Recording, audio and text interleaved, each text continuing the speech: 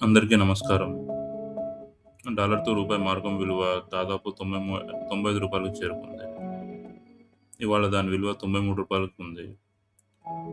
మిగతా కరెన్సీలతో పోలిస్తే భారతదేశం యొక్క కరెన్సీ విలువ చాలా దారుణంగా పడిపోయింది.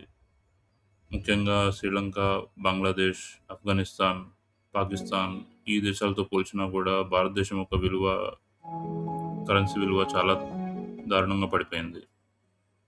దీనికి గల ముఖ్య కారణాలు ఎఫ్ఐఎస్ మార్కెట్‌లో విపరీతంగా అమ్మకాలు జరపడము, అలాగే ట్రేడ్ డెఫిసిట్ చాలా విపరీతంగా పెరిగిపోవడము, అమ్మకాలు తక్కువగా,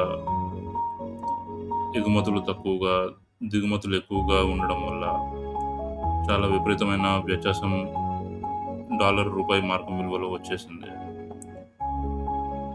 మరో విషయము యుద్ధ ప్రభావం వల్ల కొంత మేర ఉంటే ఈ డాలర్ మారకం విలువ మిగతా దేశాలతో పోల్చితే మన దేశంలో చాలా ఎక్కువగా పెరగడానికి గల కారణము మోదీ ప్రభుత్వ ఆర్థికపరమైన వైఫల్యాల వల్లే.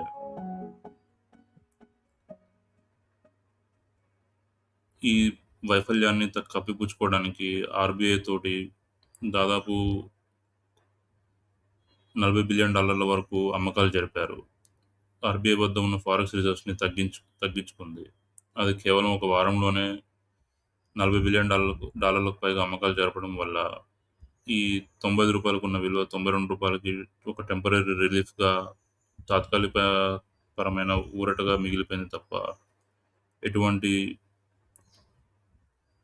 సొల్యూషన్ కాదు.